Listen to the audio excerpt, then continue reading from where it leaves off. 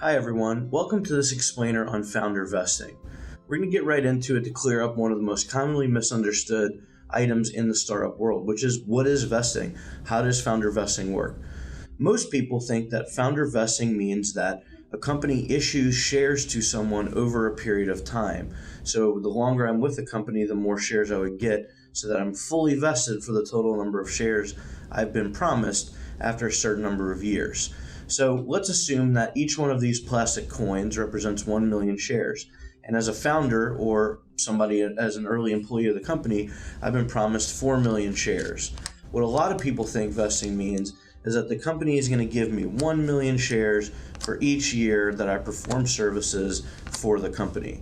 However, that's incorrect. And the reason why that's incorrect is that the way the IRS looks at founder vesting is that if I'm promised 4 million shares in the beginning, but I'm getting and receiving 4 million shares over a period of time, each time I receive my million shares, I'll be taxed on the difference between what I paid for those shares and the value of those shares when I receive them.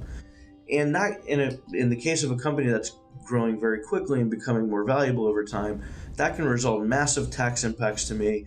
It means that there might be questions about the value of my services relative to the value of these shares, and it's in general not a good idea. So the way vesting actually works and the way that knowledgeable people set up vesting is that each founder or person receiving shares of stock in a company is going to pay the fair market value for those shares on the day that they receive them. So let's use the same hypothetical example. Each one of these plastic coins represents 1 million shares. To come on board as a founding member of the team, I've been promised to get 4 million shares in the company. And we've determined that the fair market value is $4. So I have a stack of coins, each one $1, total of $4. So the way vesting actually works is that I go ahead and I take my $4 and I pay it to the company. In return, I'm issued 4 shares. Now, since we've already in this hypothetical said that the value of these 4 million shares is $4, I have no taxable impact because I've paid the fair market value of that property. However, because these shares are subject to a repurchase right, in other words, the company can buy those shares back from me if I don't stay in service of the company over a period of time, I must do what's called an 83B election, which we'll get into in another post. But let's keep this example pretty simple and explain just the mechanics of vesting. So in this example, remember, I've paid my $4 for my 4 million shares. However, these 4 million shares go into an escrow account. So we're going to assume that this yellow piece of paper right here is an escrow account.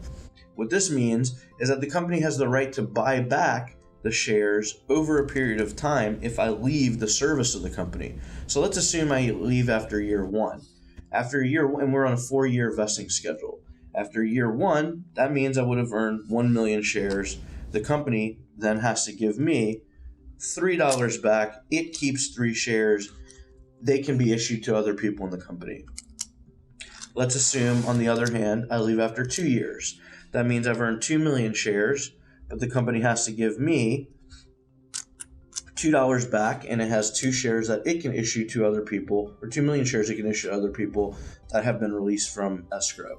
After year 3, I would have earned 3 million shares. The company would have to give me back $1 in order for the 1 share that it kept, and it can issue that 1 million share to everyone else. After year 4, I'm fully vested. The company can no longer repurchase any of my shares. I own my shares free and clear from this repurchase right, and that's it. So what vesting really refers to is not the idea of earning new shares over time. What it means is that the company's right to repurchase shares if I leave goes away over time. So that very simple difference can mean a big deal if a company is quickly moving along track and its valuation is increasing. And it also clears up a big misconception about how this stuff really works. So again, just to summarize, vesting means that the company has the right to buy back my shares, and that buyback goes away over time such that I'm vested. It doesn't mean that I'm earning new shares over successive periods of time. That's what founder vesting means.